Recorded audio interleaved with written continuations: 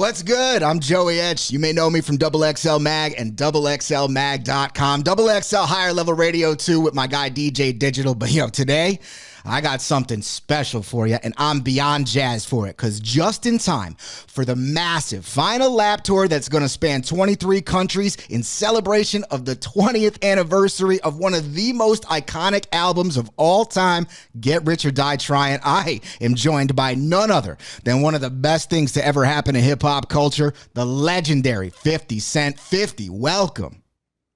Oh man, thanks for having me, man. That intro was serious. I feel good about it.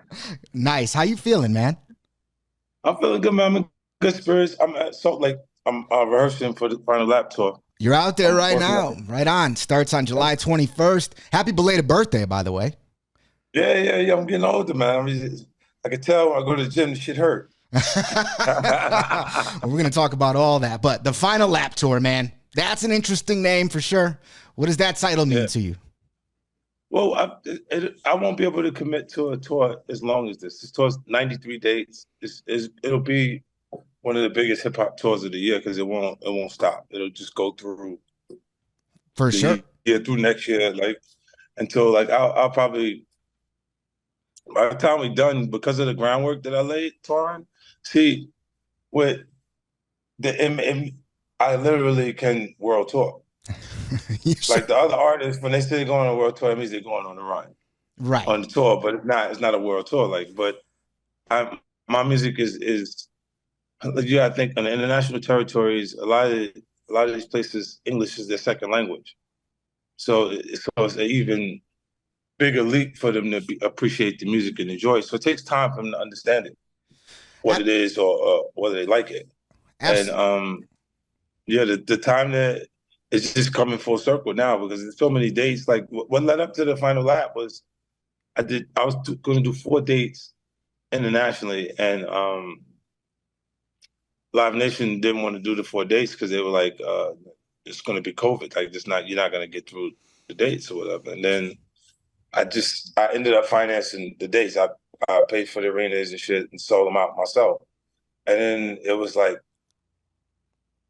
when they see me sell it out myself, it changed their thought process a little bit. Because when I got back, I decided to go. I did 16 shows. We sold them out afterwards, and then I did another run right after. And then I said, then they were like, "Yo, can we talk to you about?" Because they missed a lot of stuff. Like during the very beginning of my career, what helped me not have a big head at any point was I had Eminem around. So when I'm doing 13 million records on my first album, I have the Marshall Mathers LP to look at that's doing 23 million records. You understand? So like, while everybody else was like, going, damn, 13 million, because like for an African American male solo artist, most I seen was All Eyes on Me, Go Diamond, being a double CD. So it was 5 million copies, but it meant it went diamond because it was a double CD. And for Get Rich or Die Tryin', that was like one song short of a double album. And I did 13 million records. So it would be 26 million records. They did charge $19.99. You know what I mean? They yeah. did charge a double CD cost, but there's it's an excitement to it that was like, there was nothing that you could really compare to the experience on that record because like I had got bumped around long enough to have a best first album. Like I was seasoned enough. It's really album, what is it? Album, you could really call it album 3 because I made an album with Jam Master Jay, JMJ Records, and then from that experience, I ended up not working over there, and I ended up recording a whole nother album worth of material with track masters over at Columbia. And then that record didn't get out. And it was not, I wasn't changing, I was evolving the concept instead of changing it. So I was going from the power of a dollar to Get Rich or Die Tryin'. If you experience life-threatening situations in between time, it's the same concept. It's the power of money, the influence of money. That is the same thing that I use for the television show's Power. Right. This So power is universal. It means the same thing everywhere. There's the same in every language. Power means the same thing. In every country you go, it's the same symbol on your remote to start television.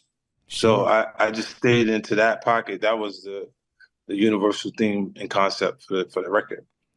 That's awesome, man. So now 20 years later, you continue to make yourself undeniable by selling out these shows yourself, right? And like you said, it's an international universal symbol, as are you. And with 93 shows in 23 countries, what kind of message do you think that sends, being able to even go on such a large scale tour? Is that a testament to your fame and Yeah, success? and it definitely is a testament to our culture. And hip hop is grown. You know what I mean? And him, a lot of the talent, they don't want to give him the credit for it, but a lot of the consumer base opens up when they see themselves in it. Mm-hmm. So it is Black culture, it's Black music, but when you see multicultural people participating in it, it becomes broad enough to be something that everybody appreciates and enjoys on the highest level. And M is a big part of it. It's like you had guys that were impacted in different ways, like even Vanilla Ice impacted, right? But it wasn't creditable. Sure. That wasn't, yeah, it wasn't like homegrown and creditable. M is really from this, like he really from Detroit and Right. had these hardships and experiences. If you say ain't much difference from the trailer park and projects, man. No, of course not. And Yeah, let's speak on him for a minute, right? So he's been one of the most controversial rappers, to your point, ever. And yeah. for all these years, he's been your close friend, and you defend him all the time in those controversial Yeah. moments. What's your relationship like with him these days? I love him to death. That's my boy. I don't care what happens. You know, like in my experience, like M, uh, Dre, Jimmy, and Paul Rosenberg was able to come to London when I did Wireless Fest. Mm-hmm. So I was out there. So they came for my birthday to hang out, and we got a chance to kick it. But I talked to him. You know, I just call him randomly or I text to see what's up, just randomly see. But M is like I don't know. I put him next to my grandmother. And I'm Wow. gonna tell you why, because he never there was never a point that I had confusion going on that and for artists the most vulnerable point for us is confusion, right? Because it's not you have money, you have things around to comfort you, but when you're in a space where there's confusion, like you can't even figure out what direction to write in, you can't figure out what to do to, and then you don't feel good at that point. It's like it's just a low point for creative people. You know what I'm saying? Yeah. And that whenever that was going on, he uh he wasn't participating with it Mm-hmm. ever. Like it was always a place where I could go and communicate or just talk to him and know that he has my best interest at heart. Like friends, when we say, yo, nah, it's my man, like cool. I think we give the title friend away too easy. Like these people are associates, you know them, and you're on good standings. But is that person your friend? Because if that person is your friend, they'll truly have your best interest at heart. They want to see you do well. They want everything that you want for yourself. They want it Mm. because that's gonna make you shine from your. I mean, from your core. The things that you yearning for, like in your life, the things that you want at the base of who you are. Mm. When someone's there to be supportive of you achieving that in every way they can help you. They go, what you want to do? When I do something, like they couldn't get him in front of the camera after he did 8 Mile. 20 years. I'm telling me personally, they would come to me to try and get him Mm. and go, yo, we got $8 million for this. Oh, he'll only have to work for 3 weeks and he can work in Detroit. No. Right. And then I'm like, I'll tell him, I'll let him know. You know what I mean? Like I'll give him the message anyway. And then there's the point where look, he knows that if he said no, I'm like, you just said no, but I have to say it to you so you can say no to me because it's real money. You know what I mean? And that the same concept with the Super Bowl. See, they don't understand the relationship. They was trying to get him to do the Super Bowl without me. Wasn't And happening. that's not it. It wouldn't happen. No way. You see what I'm saying? Because he would look and go, it's okay for them, the award shows, not to give me the trophies.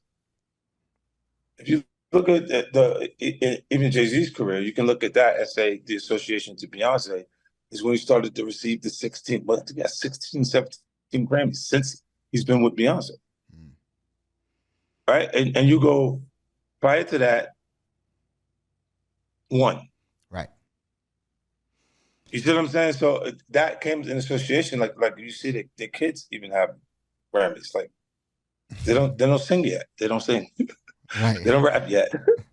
And they already have Grammys and shit. So it's like they give them this trophy so we secure that they're coming to the award show. It meant that much to the culture that they just gave them the things that would later.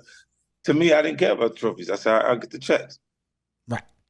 And because what I was saying, the content was raw enough, like, and who I am. Sure. Just my experience is a little bit abrasive to conservatives.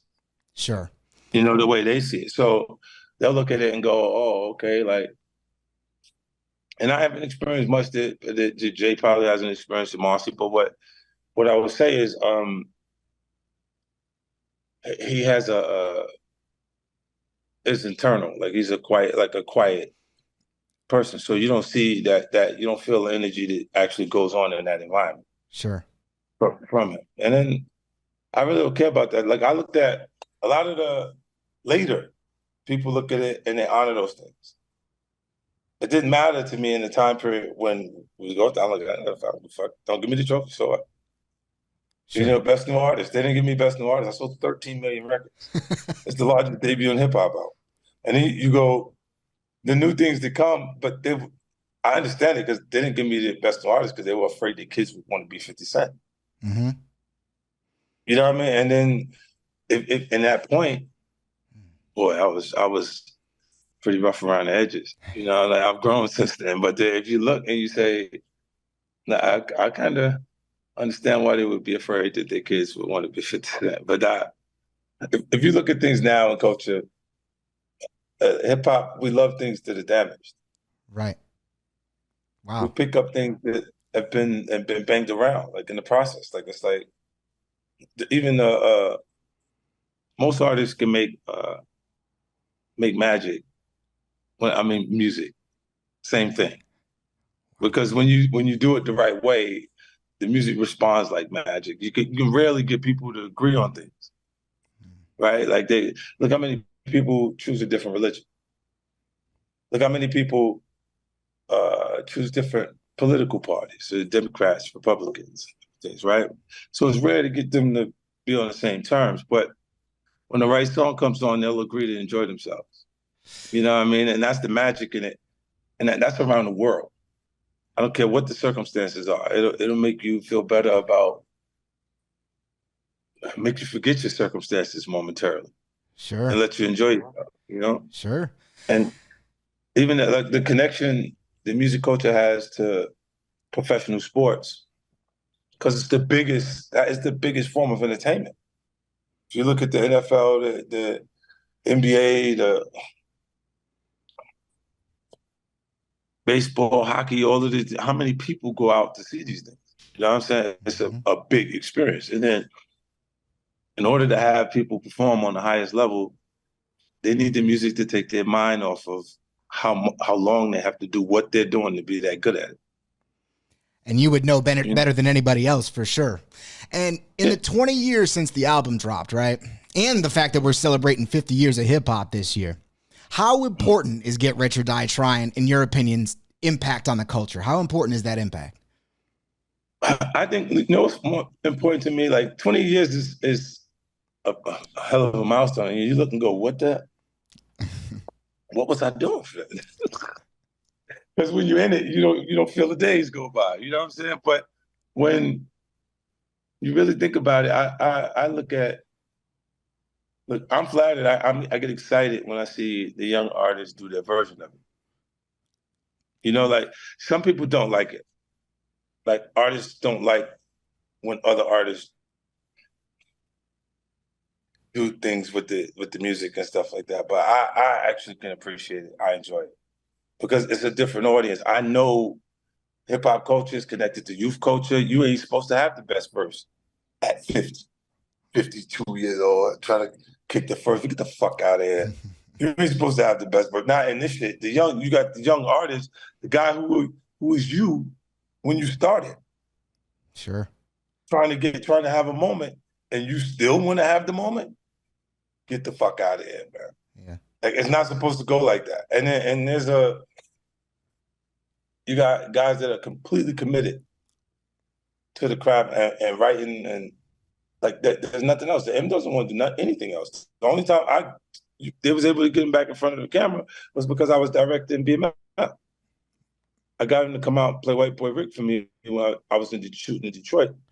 And that was because he watched Power and he was like, yo, he go, yo, how you know how to do that shit? Like,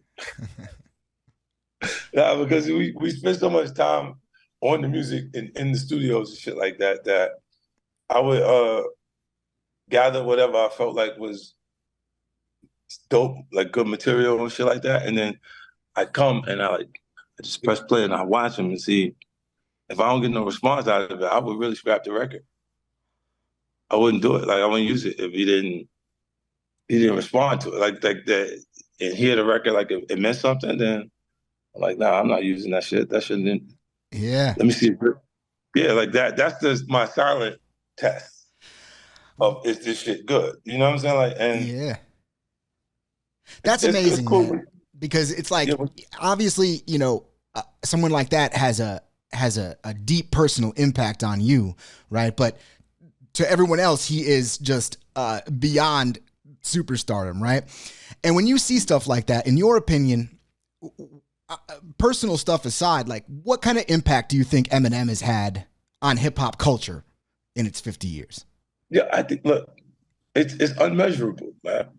I think until you can look at it and say, like, you got artists that within the culture that are, they'll look at it and say, well, we don't hear his records in the nightclub. Or we're not, it's just different, like different things, different energy. But when he didn't make those records with intentions for you to listen to it there. Mm. And if that was the goal, we'd make one right now that would fuck up your life because it would be in there so hard. You understand? Like it would be played across top 40 and crossover radio until it's a different energy. You gotta look at it like he don't know what the inside of Summer Jam looks like. The inside of Hot 97. Either one. When he did do something like that, it was Jingle Bell. It was Z100. Mm. It's a broader audience. What I'm saying to you is when that audience captures the art form and becomes attracted to it, they buy other people's art from the art form. That's where the sales is coming from. No Eminem, no Bentley, no Ferrari, no Lamborghinis. You don't see how rich the artists look now versus the way they did 50 years ago in culture and hip hop. Like if you look at the beginning of it, they're the foundation of it. So you always show them respect. Or we wouldn't even have the ideas we had to be a part of it. Right? But they didn't make the money. It wasn't there. Mm. You know, they put forth the same effort and creatively put the energy into it to make exciting moments, and they were competitive. So they battled. They made each other better. You know what I mean? And within today's climate, we can act like we not acknowledging who's delivering and who's not. But common sense says you're in the music business, right? I'm in the business music sometimes. I'm paying attention to the business part of it a little more than the actual music because I'm earning off of it from a different perspective. Like it's not the same. We don't have the same goals or the same things. This is why I don't even engage in the same communications I had in the past. Like I will argue with other artists and shit like that. And You that was know? just being, No, not you. Not nah, you. that was just being competitive. Now you ask me something and I go, I guess that's how you feel. Hmm. Wow. Because it doesn't matter. Like they don't matter. Like we're not even after the same thing Sure. at this point. Like and there's so many look, I see and hear things as they are now. So I hear the new guy that is better than these guys right now. He hasn't connected yet, so they don't know that he's better than them. But I can hear it. Hmm. Because I only respond to things. I don't have favorite artists. I have favorite moments from those artists. So there's points. The CD will come out. Like Nas got a CD coming now, Magic 2. Hmm. That's I featured on him. I got a joint with him called Office Hours. We did together, right? And it's just, and that was since like Power of the Dollar time. Like we ain't worked together since Power of the Dollar, so it's cool to get in with him and do something like that. What was the process of the song like? Because that drops Friday, right? You just announced Yep, that. Yep. Friday. That's the same day as the tour starts. So that's pretty dope. Yeah. What was it like chopping it up with Nas this time around?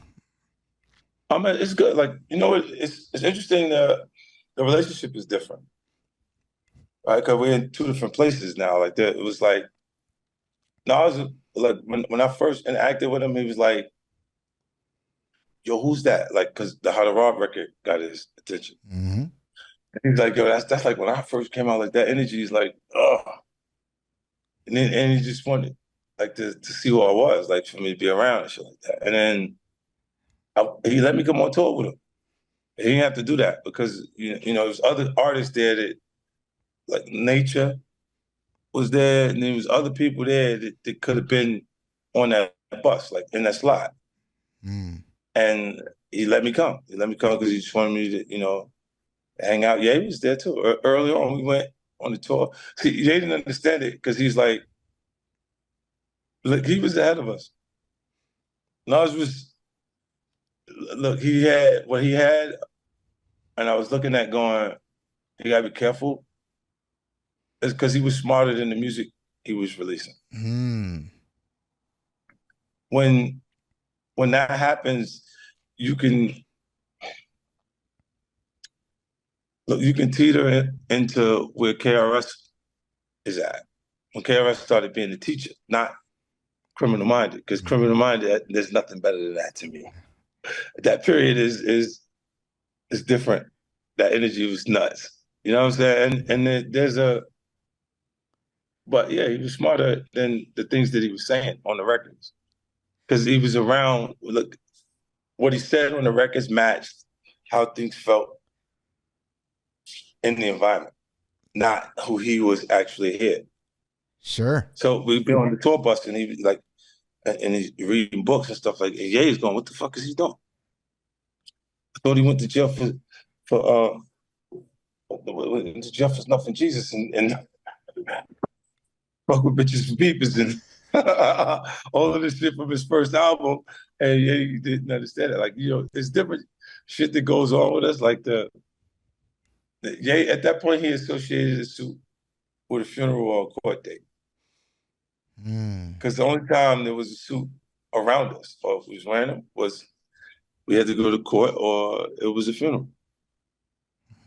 So, like, there was no business, none of that. It's the street. Like, it's just the street. So when you rough around the edges like that, you look, he would say, oh, yo, what the fuck is he doing?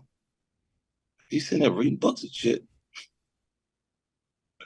I look like, yeah, and he already was at the top of the game at that point. And they can verses, that type of shit. That's when you get an opportunity. They're trying to rewrite history. See, we know what the records did.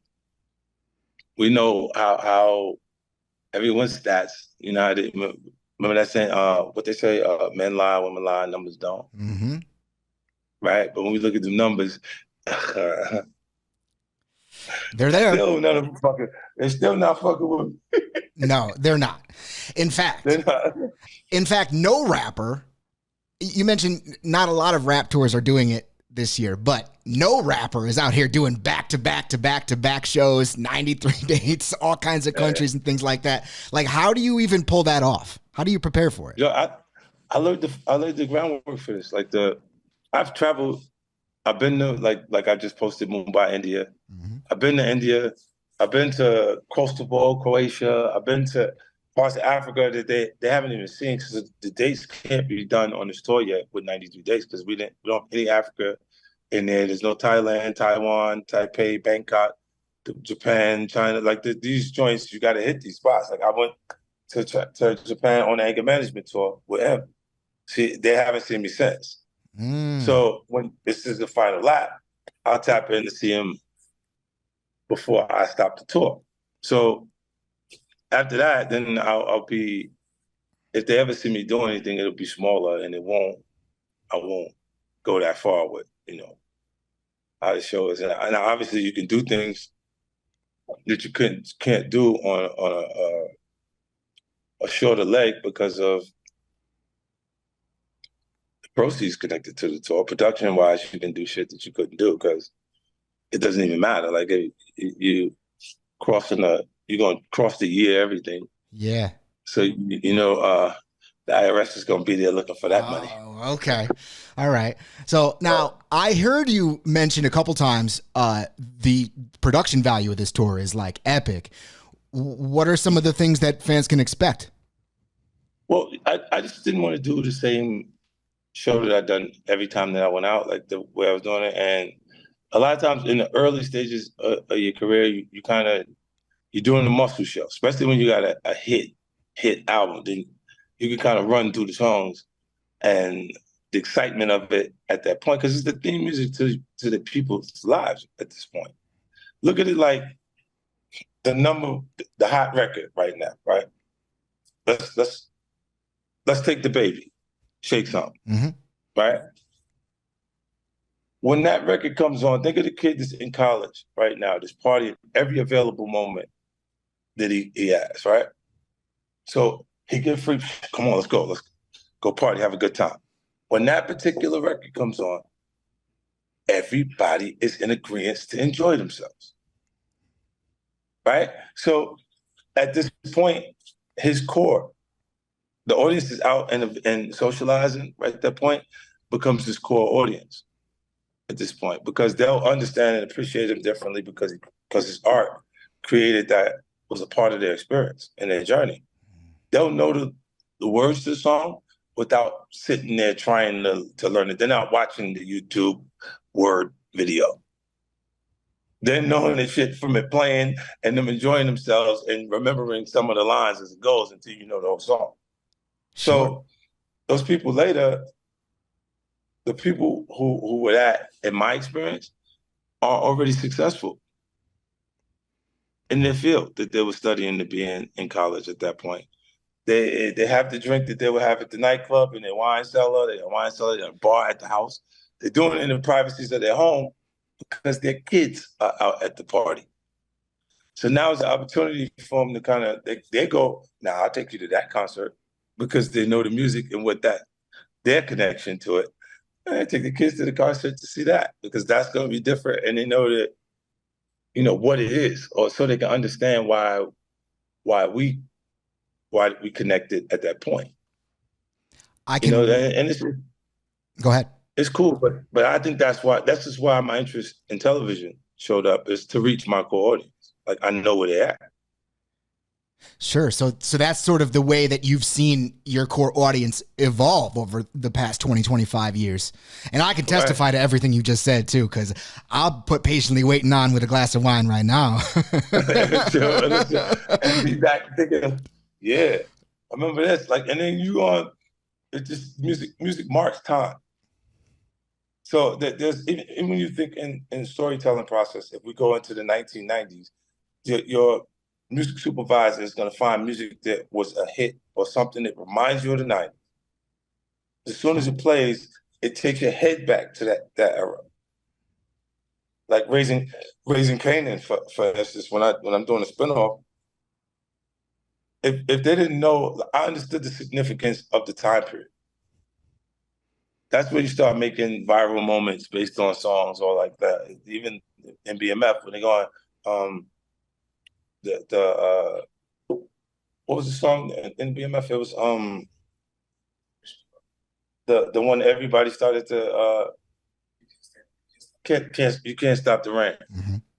You know what I mean? And sometimes you could actually like, and I tell this to music supervisors because I love listening to the older music and stuff like that. Like there's hits that missed. There's hit records that weren't properly positioned and didn't go in with good timing. They made it to number 20, but the record is super hot. Mm. It didn't make it to the top 10, top 5 records. So you can't really always just use who charted. Sure. You got to know what was hot at the time at the same time, and then go through those music because they are. Look at this. For right now, to create an explanation or to create a metaphor for what I'm saying, Future hit records they didn't chart. You see what I'm saying? Like if you looked at his career on being technical, you'd say the biggest records that he made were with Drake. Because Drake is that big. You know what I'm saying? And connected, those are the records that charted. So the hits that he made that didn't chart would be there if you was trying to match this time period now. Sure. But this is why you would have to understand the music and be in the culture. Understood. To make the right decision. To capture that time and to really portray what was going on specifically in this case, like Future, you would look at the records that were really connecting with people as opposed to. Yeah, I asked, what's the name? I asked DJs because what was the kid out of Brooklyn? That sounded like Future. Justy. No, the Designer. Mm-hmm. Designer, when he came, he had a record. I got broads in Atlanta. And I'm like, oh shit, it sounds like the Future shit. And it hit. It was #1 record. And I would ask the DJs, so who bigger? Designer or the Future shit? And at this time, he had a whole tape with it. The whole fucking tape was hot. Like, you know what I'm saying? I was like, yo. And it was like, Designer. I'm like, oh shit. Yeah. All right. Yeah. Like, you know what I'm saying? And I'm like, look, knowing artists at different points. Like, Designer, I brought him over when the record first was connected. Like, I was going entertain the idea of signing them, but then I know who I was when I had one song. And I wasn't ready. I thought I was. What was the moment that you knew you were ready? No, you think you're ready long before you are. Like you make a record, you go, oh, God, this shit's hot. You feel like that, and that shit ain't going nowhere. And then, this is why even if you like the record, like I used to play a record over and over, I make something I like in the studio. Jay'd be like, yo, Jam Master Jay, and he'd be like, yo, if that shit is what we like, if that shit is what we need another one. Stop playing that shit. You got to move to the next one. Sure. You know what I'm saying? So creatively, he literally said that to me. Like, it's funny. I like, it's shit for the early stages of my career. I'll never forget, man. Like, you know, and it was crazy because I would look at it and I thought that record was a hit. It wasn't. But we was listening to it. He's like, yo, nah, this shit is good. But if this shit is what we think it is, you're going to need another one. So get off of that and we got to go to the next one. And then it made me not fall in love with my ideas to the point that I wasn't making another idea or come up with something else. And look, if you have a hit too fast, it'll hurt you more than it helps you. Because the artist hasn't developed. Look at what happens when you get a record, like say like the new business. He got a beat off paid for the beat for the guy through YouTube. Sat down, he worked on it in front of the computer, got a microphone, did his thing, did it, boom. After he got it, he went and took it to the studio and they went and mixed it and made it sound good. Put it up and it, pow, shit hit. When the shit hit, it take you out of everything. Chief Keef was that. The fuck, nigga, that's that shit I don't like. Yeah. What's this, nigga? He only signed Interscope because I was there. Really? Yeah. When he got to Interscope, he said, who? Is it 50 Cent, Eminem? Yeah, I want to be over here. It was simple that much success. He said, if I can have the kind of success they had, here, these people can help me. Sure. And, you know, the Chicago energy, like, to me, all the O-Block energy, that's O-Block to me. Like, the beginning of it was there. Like, and I'm like, I connected with him so early. Like when I do, last night we was just going through songs and shit while I was doing rehearsals and shit like that. And we went across the Happy and Sober record that they were.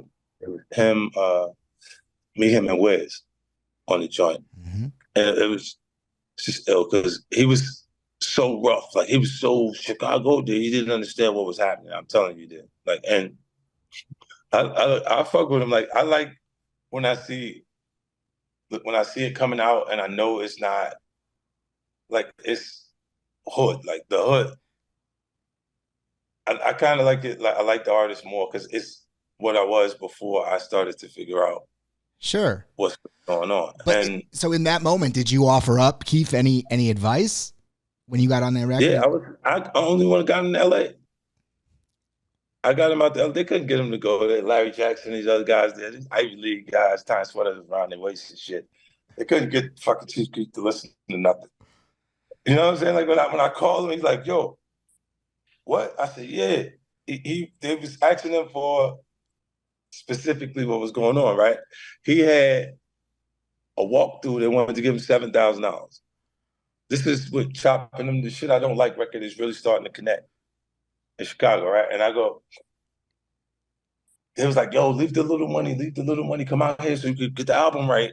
And this is not, right? And I was sitting, I'm just listening to him, telling the boy that. And I'm like, nah, I definitely wouldn't listen to this nigga if you was telling me that at this point. So I go, yo. I said, what's up, boy? He go, oh, shit. He said, who that? I said, it's 50. He go, hold on. He go right into the living room so he could, all of them is there. Fredo, all of them, like the young boy, all of his crew at the time. So he like, yeah.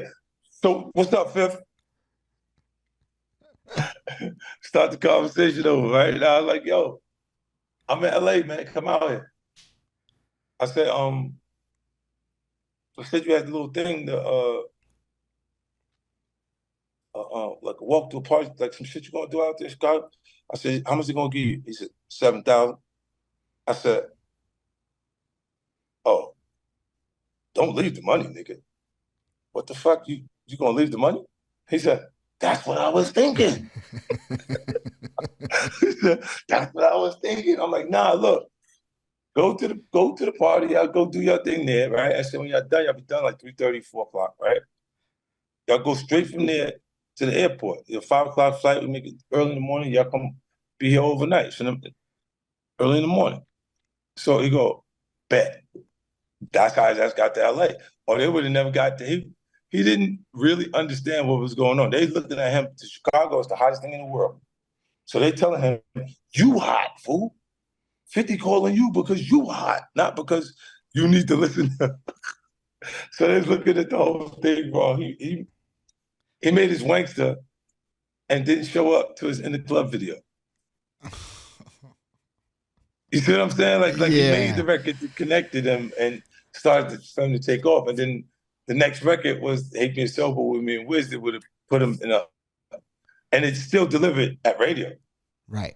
But it didn't have the visual connect. I had the music video the whole time, minus GP. Really? Me and Wiz, we rode around in the desert on buggies and all this other shit. Happy and Sober, we shot the whole video. And it just never came to fruition because Keef was out doing his thing. He never got on the plane. He never got on the plane. And then he called back and was like, yo, yeah, we gonna come. Like, he go, yo, could they send us a jet? Oh, you really don't understand what's going on right now. See, there was no jet money at that point, and they were not gonna reshoot the music video because what they spent on the production was actually happening right then. So when he decided not to come, he decided not to. That still was he still recouped that the money that was spent right there. Wow. But there was no new money in the budget for him to redo the music video. So we never shot that. It just sat there the whole time. But that he knows specifically that I took a liking to him and always fucked with him because of that. Like he's that one right there is a real deal. Like he got bumped around too. Like you seen it after. Mm-hmm. You know what I mean? A lot of shit happened, and he kind of distanced himself a little bit. You don't see him right in the middle of shit like that. So he did well. As you're out on this tour, 50, and you know, Get Rich or Die Tryin', you said it yourself, was created at a very different time in your life, right? And now that you're mixing it up with old money, winning champagne championships in Houston and all that, is there a certain state of mind that you need to put yourself into to perform these songs? You know, the music does that to me anyway. It takes me, like, if I'm performing a song that has a different energy to it, like it's more aggressive, I perform it more aggressive. Like it's not like I don't know what it got, like the energy that surrounds the creative part of the record. Yeah, it's there. Like, and that's what the planning for the tour is. Like you got to do that, and then also in between time, like because it's important that I like to engage with people who came to the show. Like so, when I make eye contact with people, when the performance, a lot of that shit it becomes personal at that point. When that moment he's looking right at me, like I'm talking, like I feel like I'm connected with him, or he's saying that to me. Like, you know what I'm saying? Like that part of the record, and to stay on the plan while being able to do that Sure. is yeah, it's a part of the biggest performance, man. Like if you're watching Taylor Swift and Beyonce out there doing their thing, those shows are exciting shows, man. And they stop and they engage with the fans and people, and they get them, they personalize it to them. Like and everybody that's there may not like you as much. Like there's someone who likes you a lot more than the rest of them. Like they may like you, but don't like you like that, boy. so you, Like, you know what I'm saying? Those people, but when you make that type of energy in the performance, like when they feel that, I think that they leave the experience with something that they personally feel. sure. That's your main goal. Do you try and pick out that person in the crowd? It happens anyway to me. It naturally happens. Like because I make contact and I do perform to the people. Like I'm not using them for energy because I've been doing it long enough to sustain the energy for the record. But you know, you would look and say, I always say to myself that a good performer is provoking more energy than the music is. You know what I mean? And Busta's one of those guys. He just Oh, now I got to ask you about Busta, man. All right, so yeah. he's going out on a tour with you, right? And it's a full circle moment, it seems like, because I saw you on the Rock the Mic tour when the album dropped, and he was there, and he was on right before you. Now, how do you go and match an energy like what you just saw Busta Rhymes put on? Yeah, Busta's like, you know what happened? Busta Rhymes is a visual artist. It's always been that. He's always been more animated, more. He's possessed more than the rest of the culture. Like we got, you know, a lot of the guys was like, right, not moving around, not doing look around him, look at, you know, like a lot of artists you didn't have to do that to connect and be a success. And it was like who you are, allowing that to connect. And Busta always had that energy, but I when Busta don't look like Busta, because Busta neck getting big and Busta belly is sticking out, Busta can't match up with 50. Is you crazy? Put that shit in front of me. Put Look, that shit in front of me. Put that shit on the side. Put that shit behind me. Man, you can't fuck with me, man. I I love love that. him though. I love him. I love him though. His career, he's at a point where he just had a moment and everybody showing their appreciation for his run. You know what I'm saying? Yeah, and that did you catch that lifetime achievement speech? Yeah, no, definitely. Definitely. It was about a minute too long. What About a did you minute think too about long. what That, he's that was about a minute too long. And look, I never say something to behind a person's back. I wouldn't say in their face, right? It was about a minute too long. Now, and when you talk to Busta, ask him, he'll tell you, yeah, that motherfucker told me my speech was a minute too long. Right? And I'm like, yo, because look, it was powerful. And I felt it. I felt him while he was doing it. But I was like, yo, it was like they went to break. Like you was a minute too long, bro. You were supposed to fucking get off of there. And you could have did a version of that was a minute long. And it would have made us really feel good about it, But when people start leaving, like the back, the cameraman is like moving to the other side of the show because we're over here now, and you're still having it means that moment means so much that you have to say it, you have to get that out right then. And I mean, I understand it. Like I would just say less and have it go by and I could say it afterwards. I said it on my phone. I reached 100 million people on social media. Right, you sure do. And man, on that note, 50, sir, thank you for taking the time as you prep for your crazy tour. Many congrats on anything. Go check for 50 Cent's Final Lap Tour, literally all over the globe, and definitely celebrate 50's monumental anniversary of Get Rich or Die Tryin'. Everything you need is right there at XXLMag.com. 50. Thank you again. Best of luck, man. I'll be seeing you from the crowd on this tour. Yeah, you know what? If Busta ever try to phone me, hit you with no delay. So what you saying, yo? Silly with that 9 milli, what the deal, yo? Yeah, I do his shit better than him. I know his shit better than it, man. He better not play with me. I will fuck around and perform Busta Rhymes show. Cause look, man, if they try to say that if you ever thought that the Busta Rhymes was better than me, you crazy. You crazy, man. You just looking at this shit the wrong way, man. What was it? When he was for Janet Jackson? When he did the joint with Janet, that was the hottest shit, right? With that video. That's what when I'm he was saying. like liquid. Mm-hmm. That's when we spent like $1.8 million, like $2 million on a music video. Yeah. Yeah, that shit was. You know what I love? I love when you flipped his joint with Mariah. Maybe if I you used to do that to him. I did that to him on Rock the Mic. Yes, I know. Yeah. I would do that to him because he like when he was doing this thing, he was showing out. So I was like, okay, I'm gonna put his new song in my set list. Well, I'm gonna do your shit tomorrow now since you did that. That's hilarious. Yeah. Well, I would love to see if I could offer up a request. I got to see you guys do Hail Mary on stage, but that's beside the point. You know what I'm gonna do? I'm gonna make sure. Look, it's still